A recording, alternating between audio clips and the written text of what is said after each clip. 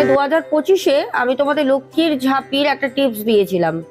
প্রায় 4.5 লক্ষ 5 লক্ষ মানুষ করে খুব খুব উপকৃত হয়েছো। আজকে আবারও আমি তোমাদের বলবো সম্পূর্ণ ভিডিওটা ওয়াচ করো। তোমাদের প্রথমেই বলবো, এই পৌষী পূর্ণিমায় কিছু কাজ যদি করতে পারো জীবনে অমূল পরিবর্তন আসবে। কালকের দিনটা যদি তোমরা দান করতে পারো, যে কোনো জিনিস দান করলে হবে না, অন্ন দান করতে হবে। যদি চাল ডাল দান করতে পারো, জীবনে অমূল পরিবর্তন তোমরা পাবে। কালকে কিন্তু গঙ্গায় স্নান করা, সত্যনারায়ণের পুজো করা বাড়িতে করতে পারো। এগুলো কিন্তু কালকের দিনে করো।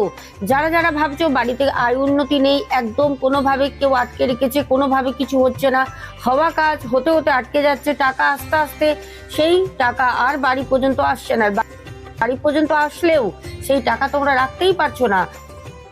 সব থেকে ভালো কালকে 2026-এর পৌষী অমাবস্যায় প্রত্যেককে গঙ্গায় স্নান করো, বাড়িতে পুজো করো, আর অবশ্যই অন্ন আনাজ ফসল তোমরা দান করো দরিদ্রকে। প্রচুর প্রচুর পরিবর্তন তোমাদের জীবনে আসবে। 2026-এর প্রথম পৌষী পূর্ণিমা কেউ কিন্তু মিস করো না, সবাই ঠিক মতো করো। আর অবশ্যই চ্যানেলটাকে ফলো করো।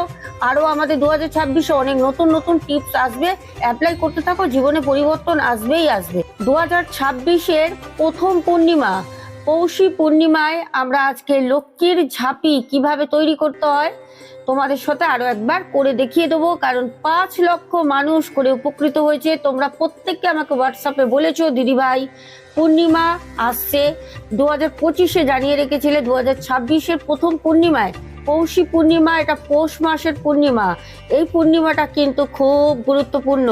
এই পূর্ণিমায় লক্ষ্মীর ঝাঁপি যারা যারা করতে চাও তাদের জন্য আমি আরও একবার লক্ষ্মীর ঝাঁপির পুরো পদ্ধতিটা প্রথম থেকে শেষ পর্যন্ত দেখিয়েছি মনোযোগ সহকারে। সেরকমভাবে ভালো করে দেখে তোমরা বাড়িতে করো।